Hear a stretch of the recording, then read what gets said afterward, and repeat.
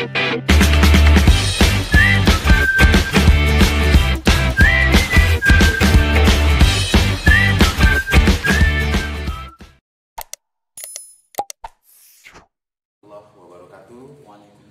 warahmatullahi wabarakatuh. Alhamdulillahirrahmanirrahim. Hari ini di siang hari ini saya sudah bersama narasumber saya Pak Tafsiruddin, MPDI.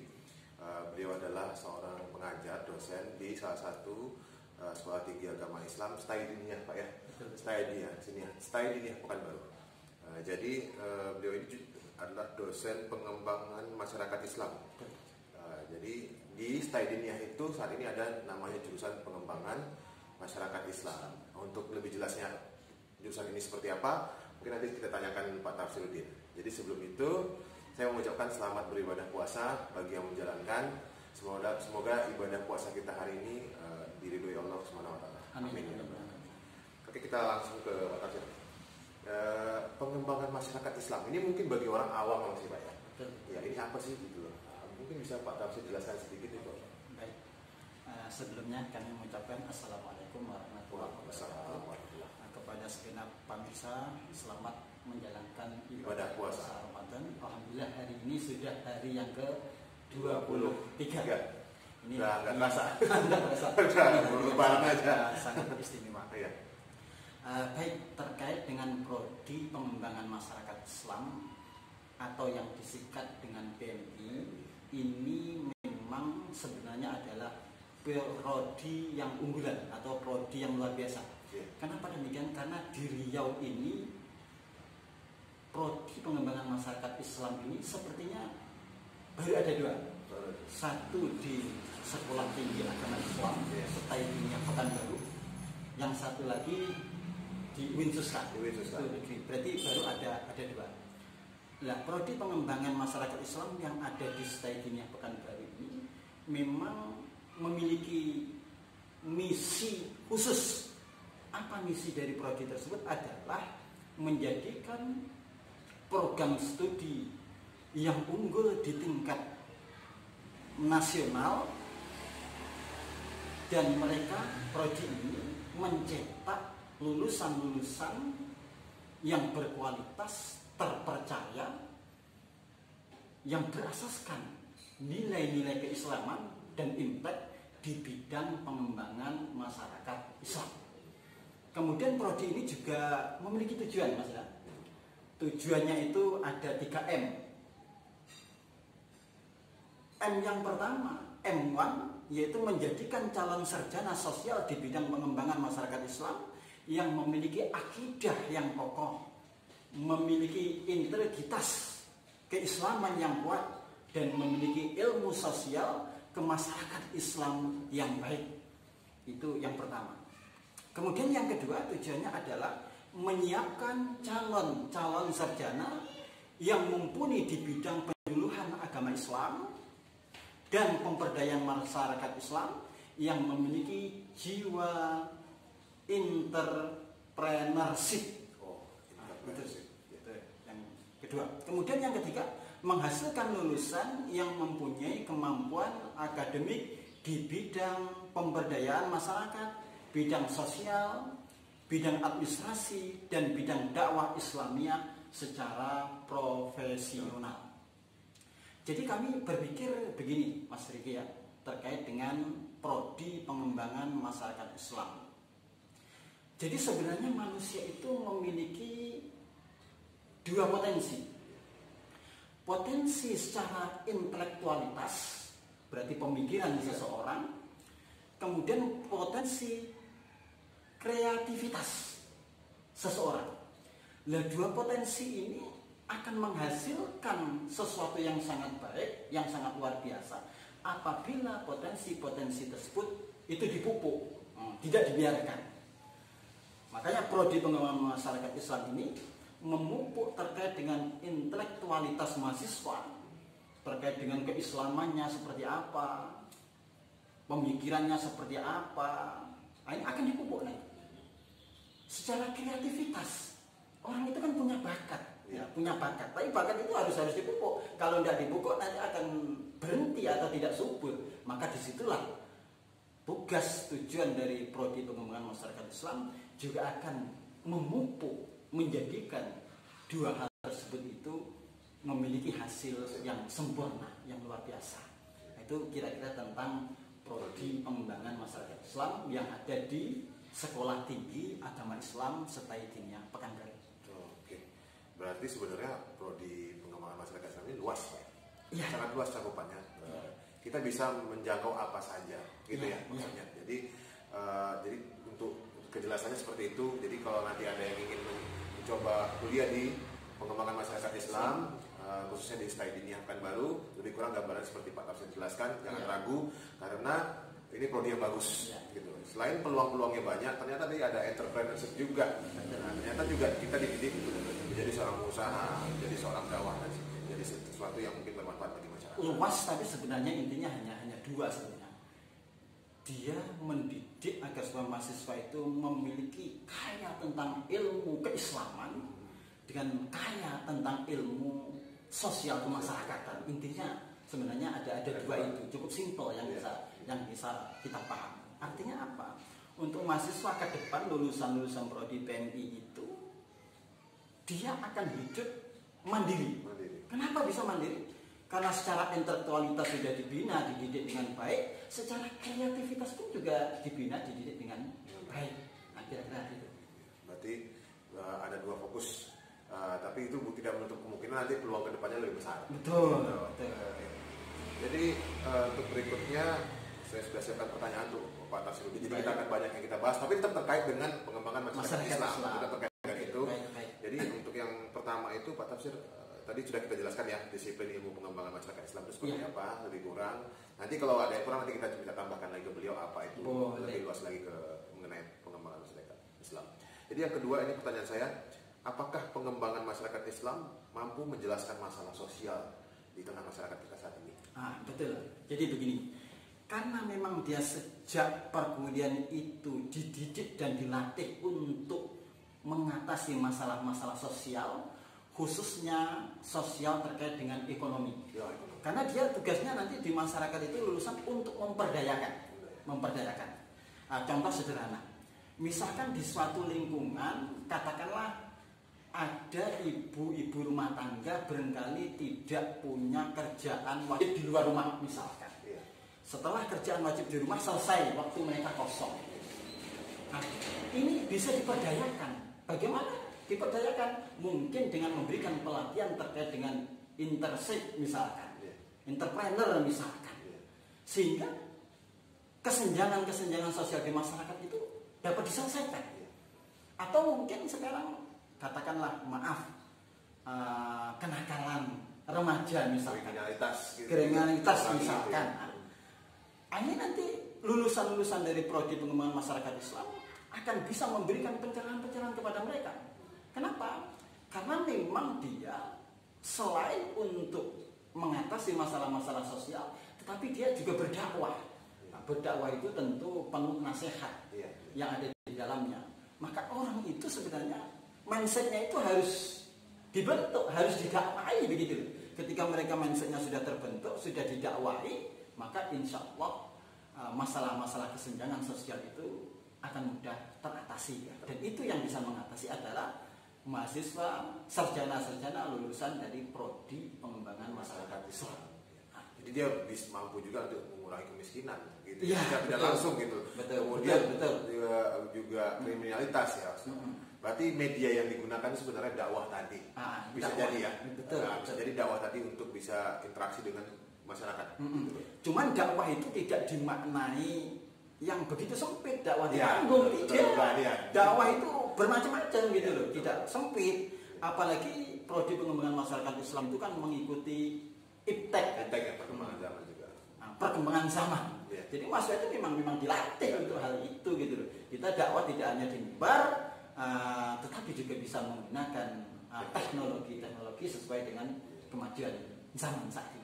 Betul, kata Pak Tafsir, karena sekarang kita emang dituntut seperti itu. Dulunya kita hanya tatap muka, sekarang sudah harus menggunakan banyak teknologi di interaksi kita sehari-hari. Gitu. Kemudian pertanyaan berikutnya kaitannya dengan dakwah. Apa saja bentuk terapan atau step yang dilakukan agar terjadi transformasi atau perubahan di tengah masyarakat? Stepnya seperti apa? Baik. Jadi mahasiswa prodi PMI itu kan memang saat kuliah dia dididik dengan ilmu-ilmu keislaman yang kuat, akidah yang kokoh, dan itu mengacu pada ayat-ayat Al-Quran. Misalkan Allah itu berfirman di dalam surat An-Nahl ayat 125, ud'u ila sabili rabbika bil hikmah wal mau'izatil hasanah. Misalkan. Jadi ajaklah manusia itu dengan cara hikmah. Hikmah itu kalau menurut Imam Jalaluddin As-Suyuti dalam kitab tafsir Al-Jalalain itu dimaknai ayat Al-Quran. Jadi kita mengajak orang itu harus berpedoman pada Al-Quran. Kemudian kita juga mau izatil hasan, memberikan nasihat-nasihat yang baik kepada orang lain, kepada masyarakat. Nasihat yang baik itu bagaimana? Ternyata di situ ada strateginya. Ketika memberikan nasihat baik, menurut Imam Jalaluddin As-Suyuti, al-qaulur rafiq, perkataan yang lemah lembut. Kita itu ketika memberikan nasihat, memecahkan masalah, dakwah di masyarakat itu harus dengan cara-cara yang santun, harus dengan cara-cara yang baik. Sehingga ketika kita itu menasihati dengan cara yang santun, dengan cara yang baik, insya Allah yang dinasihati ini akan lebih mengikuti. Apalagi dengan cara menasihati tapi dengan tidak cara menasihati. Sebenarnya menasihati, tapi ada yang nasihati yang intervensi gitu. Ya, dia dinasihati tidak merasa dinasihati. Nah, ini kadang-kadang justru malah jitu sehingga akan memberikan efek yang luar biasa kepada masyarakat. Karena nasihat kita pun berpedoman mengacu kepada ayat suci Al-Quran. Di era saat ini orang itu kan gini Mas Diki, dikit-dikit itu tanya mana ayatnya, mana hadisnya, mana dalilnya, mana dalilnya. Nah ini di prodi PMI memang disiapkan untuk itu, akan bisa menjawab, memecahkan persoalan-persoalan yang ada di masyarakat sehingga dakwah itu memang betul-betul efektif. Ya. Tepat sasaran. Tepat sasaran. Betul. Jadi memang bisa seperti menjawab tantangan zaman. Begitu loh, tapi tetap dengan kaidah-kaidah Islam. Betul. Kemudian ini kita udah kembali ke PMI lagi.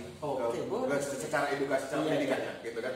Profesi seperti apa saja yang bisa kita pupuk untuk mahasiswa kita atau siapa saja nanti yang ingin terjun ikut di PMI seperti apa? Profesi seperti apa saja? Jadi ini berbicara terkait dengan prospek ya. Prospek ke depan. Itu kan mereka pengen tahu. Ya. Gitu kan? Nah ini kalau saya gabung di PMI di pengembangan masyarakat Islam akan seperti apa saya nanti? Ya. Apa sih saya nanti jadi apa? Mau kemana? Nah begitu. Kalau berbicara terkait dengan prospek lapangan kerja, itu ada dua hal yang bisa kita pahami. Pertama, orang itu kerja secara mengikat atau struktural. Yang kedua tidak. Begitu. Maka lulusan PMI ini sebenarnya memiliki peluang kerja ke depan itu yang sangat cerah. Kenapa saya katakan sangat cerah? Karena lulusan-lulusan PMI ini sebenarnya kalau di pemerintahan itu mereka bisa bekerja di kantor Kementerian Agama, bisa bekerja di kantor urusan agama. Nah, di Kementerian Agama ini itu ada yang namanya bidang Bimas Islam. Nah, kalau mau spesifik, maka sebenarnya lulusan ini nanti kalau kepengen ngantor, kepengen jadi PNS, kepengen jadi pegawai negeri, bisa ke sana. Di Bimas Islam inilah bisa dipegawai di kantor KUA itu kalau urusannya yang kepengen negeri, bisa di kantor lurah, kantor desa misalkan. Kemudian juga bisa di lembaga-lembaga swasta yang lain, lembaga Islam, dinas sosial seperti Basnas, misalkan badan-badan zakat, badan-badan sosial, badan-badan bencana bisa, bisa lulusan PMI. Kemudian pekerja yang tidak mengikat barangkali kalau mau dimaknai kerja itu ya juga dakwah. Dakwah itu kalau memang kita betul-betul menguasai materi, menguasai media, menguasai keadaan, luar biasa dakwah itu gitu loh. Apalagi kalau dinilai dari segi finansial, sangat luar biasa sekali gitu loh. Tapi kita kalau dakwah ya tidak itulah yang tujuan kita, tapi bagaimana dakwah Islamnya itu betul-betul tepat sasaran. Jadi kalau prospek lapangan kerja itu kalau saya rincikan bisa jadi PNS di Kemenak seluruh Indonesia. Kemenak kan banyak nih, setiap kabupaten kan ada, Kanwil setiap provinsi kan ada, KUA lagi setiap kecamatan ada, kantor desa lagi setiap desa ada. Itu kalau berbicara peluang kerja. Kemudian dinas-dinas sosial itu setiap kabupaten, setiap provinsi pasti banyak dinas-dinas sosial itu. Lembaga dakwah juga demikian. Jadi tidak menutup kemungkinan kita bisa ke jalur pemerintahan, juga jalur swasta. Gitu. Ini sebenarnya ada yang ingin saya tanyakan dengan Pak Tafsir. Ini baru keinget sebenarnya. Saya tuh kemarin beberapa hari yang lalu itu sempat membaca sebuah artikel, saya lupa di mana. Itu di internet saya baca. Ini terkait dengan pengembangan masyarakat Islam secara luas. Gitu. Fenomena yang ada saat ini ternyata Islam itu sudah sangat jauh berkembang di dataran Eropa. Luar biasa sebenarnya, mereka itu yang berbeda dengan kita ya, kulturnya berbeda, bahkan bisa dikatakan ya kita mungkin tahu nampak kilas zaman dulu bagaimana perjuangan para khalifah kita itu bisa sampai ke Turki, bahkan ada beberapa peninggalan di Spanyol yang terkait Islam. Nah, namun sekarang seperti negara Jerman sendiri, ternyata pengembangan Islam itu sudah cukup pesat gitu loh. Gitu loh. Saya kagum gitu karena kulturnya jauh sekali berbeda. Kalau kita dengan Arab mungkin kita sudah nggak begitu apa gitu, atau kita senada gitu loh, apalagi Asia gitu. Tapi kalau Eropa itu kan kulturnya jauh berbeda dengan paham-paham mereka yang mungkin lebih tua dari kita. Kita belum tahu kan, pasti kayaknya lebih tua dari kita. Tapi bisa pengembangan masyarakat Islam bisa lebih pesat. Nah, itu fenomena seperti apa? Mungkin Pak Tafsir bisa jelaskan yang begitu tuh.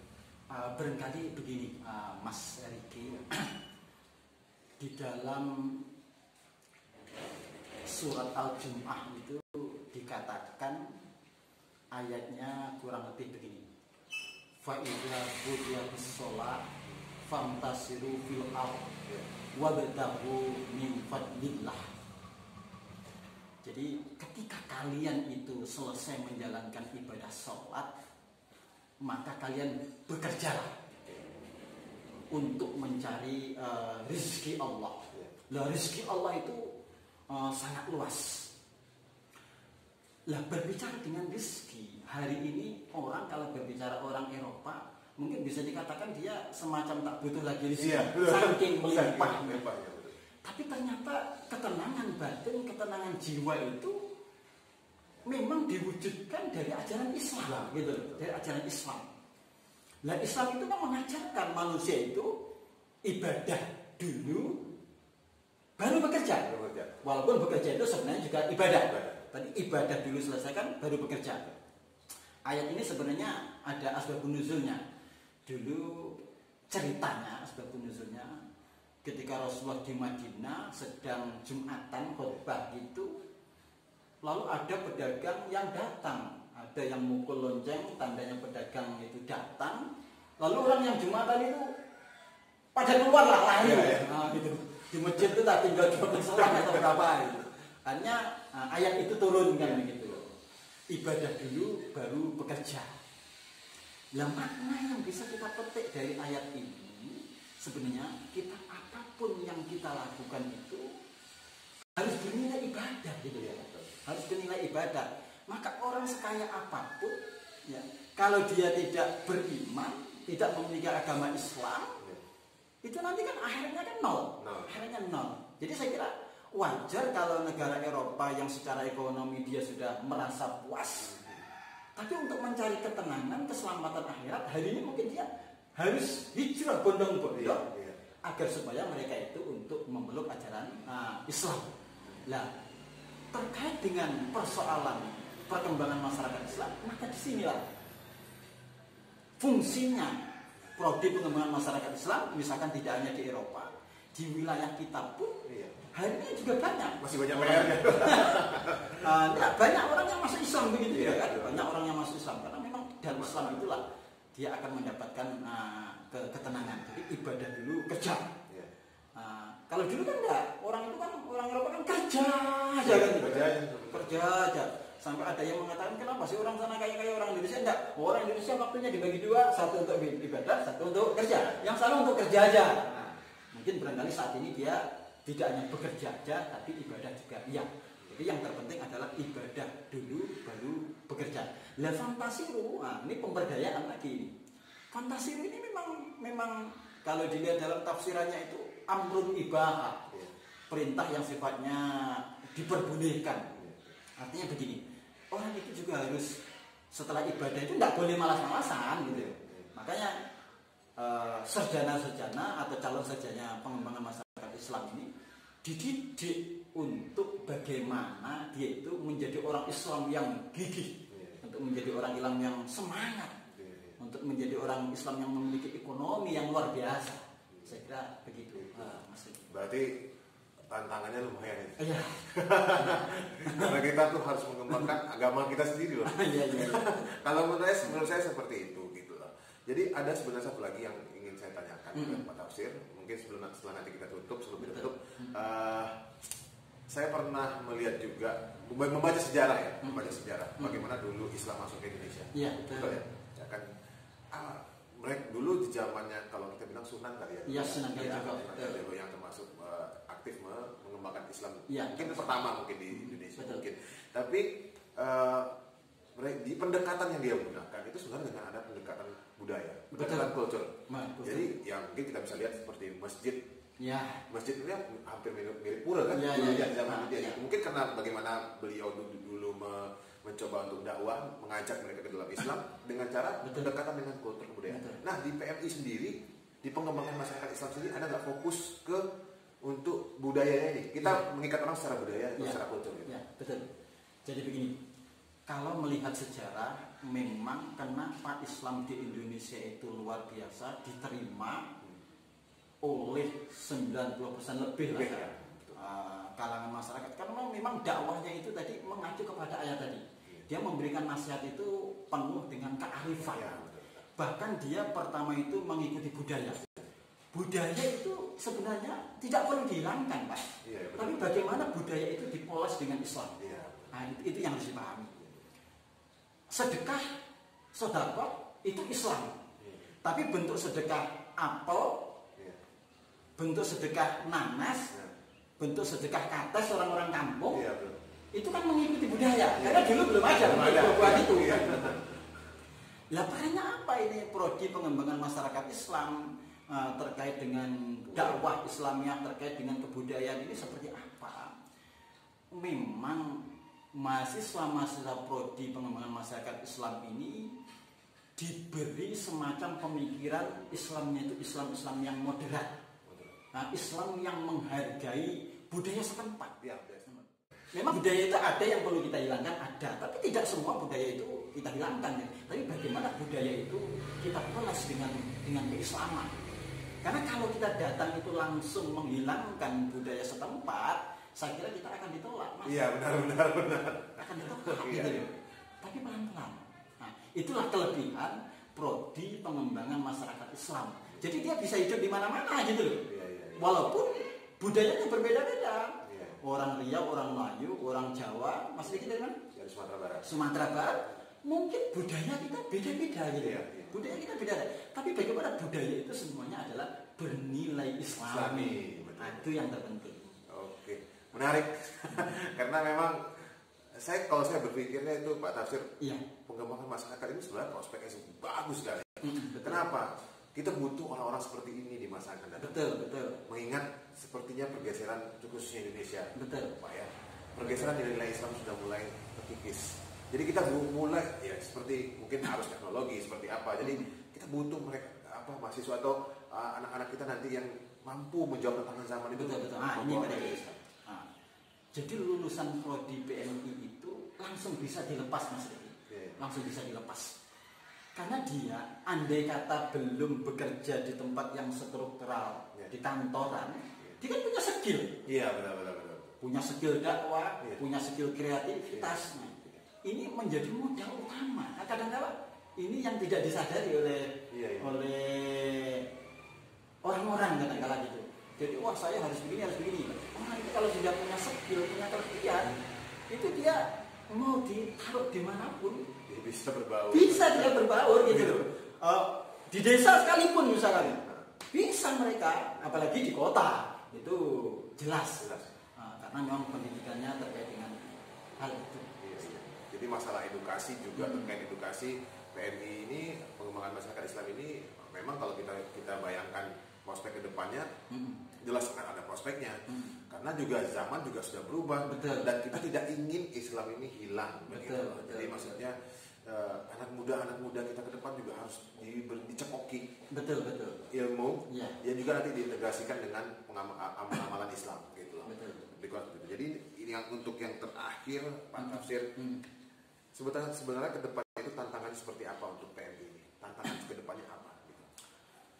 PMI ini kan memberi tantangan yang harus dijawabkan begini. Orang itu kadangkala dia fokus kerja aja. Benar. Tapi agama tidak dipelihara. Iya. Karena sekarang saya lihat kan kita mindsetnya. Saya sekolah di kuliah.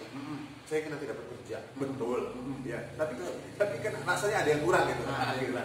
Makanya tugas bagi PMI ini dia selain menyiapkan untuk pekerja yang mandiri, tapi secara pribadi itu memang dibekali dengan ilmu keislaman yang kokoh, dibekali dengan akidah-akidah yang kuat. Jadi inilah yang akan menjadi tantangan untuk memberikan pemahaman kepada calon-calon mahasiswa. Orang itu butuh ajaran Islam. Orang itu perlu ibadah. Kenapa demikian? Karena nanti kita ini kan akan diminta pertanggungjawaban ini, akan menghadap Allah Subhanahu wa taala gitu loh. Apa sih legacy kita? Betul. Lah di prodi PMI sudah lengkap. Secara keislaman calon mahasiswa itu dididik dengan ilmu keislaman yang baik. Secara prospek sosial kemasyarakatan yang bekerja juga dididik dengan baik. Artinya apa? Sudah komplit ya. Secara ilmu keagamaan untuk bekal akhiratnya disiapkan. Tetapi untuk bekal dunia pun juga disiapkan. Ini barangkali calon-calon mahasiswa itu tinggal memahami saja. Mungkin saat ini kurang begitu paham dengan prodi pengembangan masyarakat Islam. Kalau mereka paham dengan misi, visi, tujuan prodi pengembangan masyarakat Islam, insya Allah generasi-generasi kita ke depan itu selain menjadi generasi yang eksis secara ekonomi, secara kemasyarakatan, tetapi mereka juga memiliki keimanan yang kuat, keislaman yang luar biasa. Begitu. Jadi kalau saya berpikir pengembangan masyarakat Islam, saya itu membacanya saja pengembangan masyarakat Islam atau pemberdayaan masyarakat Islam. Kalau menurut saya itu satu perlu. Kalau menurut saya satu perlu.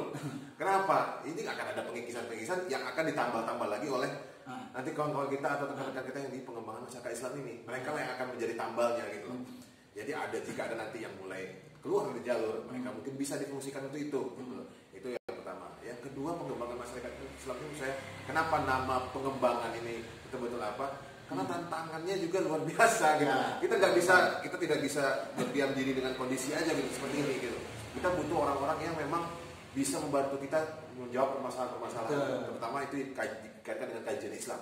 Wah, masalah ekonomi, mau masalah kriminalitas, mau masalah apa saja, dan mereka ini siap bisa membantu nantinya gitu loh. Jadi mungkin cukup di situ. Ini yang terakhir. Ada pesan yang terakhir. Sedikit ya. Ya boleh, silakan. Prodi pengembangan masyarakat Islam ini kan di Riau kan sepertinya cuma ada dua. Ada dua. Tentu kalau dua ini kan sangat sedikit ini, kan? Sangat sedikit. Maka calon-calon mahasiswa nanti jangan kalah cepat gitu loh. Nanti kalau kota itu kan nomor sedikit, nggak bisa gitu. Maka segeralah daftar di prodi pengembangan masyarakat Islam STI Diniyah Pekanbaru. Daftar bisa online, juga bisa manual langsung datang ke kampus. Yang alamatnya di Jalan Kiai Ahmad Dahlan nomor 100 Sukajadi, Kota Pekanbaru. Kampusnya di tengah kota, mudah dicari, pakai Google Map pun juga bisa. Pasti dapat gitu loh. Terus juga dosen-dosen di dalamnya juga insya Allah dosen-dosennya juga luar biasa. Dosen-dosennya ini banyak yang dokter. Calon-calon dokter. Ini tahun ini insya Allah akan 2. Akan di wisuda urusan dokter. Jadi jangan khawatir kalau masalah dosen. Jadi memang pengembangan masyarakat Islam kalau menurut kita bukan lagi ilmu yang bisa dianggap tabu, enggak. Betul. Justru sebenarnya itu ilmu yang penting. Hari ini itu prodi yang diminati. Justru sekarang itu dianggap penting gitu. Ya, penting. Kalau kajiannya dengan kita bukan meremehkan sebenarnya apa tafsir. Ya kalau kajiannya dengan hukum, ekonomi, ya mungkin cakupannya luas benar. Ya. Tapi saat ini ada satu prodi yang memang kita butuhkan. Betul. Kalau saya berpikirnya bukan soal dikenali atau tidaknya, tapi dibutuhkan. Betul. Karena Islam loh gitu, pengembangan masyarakat Islam. Benar loh. Kan jadi sepertinya kita membutuhkan orang-orang yang mampu mengembangkan Islam. Iya, betul. Agama kita, agama Allah gitu. Jangan sampai agama kita ini hanya kita punya tanggung jawab untuk merawat, untuk menjaga, untuk mengembangkan, untuk melestarikan perjuangan Rasulullah. Jangan seperti kita itu seperti buih tapi di laut gitu. Banyak tapi nggak kelihatan. Nggak ada artinya. Nggak ada artinya gitu. Jadi dengan adanya pengembangan masyarakat Islam, jadilah dia berarti gitu. Jadilah dia berisi. Jadi seperti itu lebih kurang. Mungkin nanti lain kali kita akan diskusi lagi dengan tema-tema yang lebih beragam. Nah ini karena bulan puasa mungkin waktu kita terbatas. Jadi nanti kita punya waktu luang nanti Pak ya. Ini di masa pandemi ini mungkin kita agak kesulitan untuk berinteraksi. Gitu. Jadi pun kadang saya pun ketemu Pak Tafsir juga paling di kampus. Itu pun jika ada keperluan saja. Ya beliau juga ada punya kesibukan, saya juga punya kesibukan. Gitu loh. Yang pasti kita inginnya nanti ada lagi Pak Tafsir apa yang ingin kita bahas itu kan nanti kita coba tayangkan lagi karena insya Allah narasumber yang saya berikan itu tetap berkompeten. Beliau ini orang-orang yang memang mahir di bidangnya. Selain itu memiliki pengetahuan dan informasi yang bagus sekali untuk kita tangkap gitu loh. Kenapa? Kita belajar dari guru, betul Pak ya? Kita belajar dari alam. Betul. Itu pesan dan yang pesan yang saya tangkap gitu. Karena apapun sifatnya informasi atau apa itu bisa datangnya dari alam, bisa dari guru. Jadi hargai mereka, beri mereka apresiasi agar mereka tetap bisa memberikan yang terbaik untuk kita nanti di masa depan. Oke, sekian dulu dari saya dan Pak Tafsiruddin. Wassalamualaikum warahmatullahi wabarakatuh. Waalaikumsalam.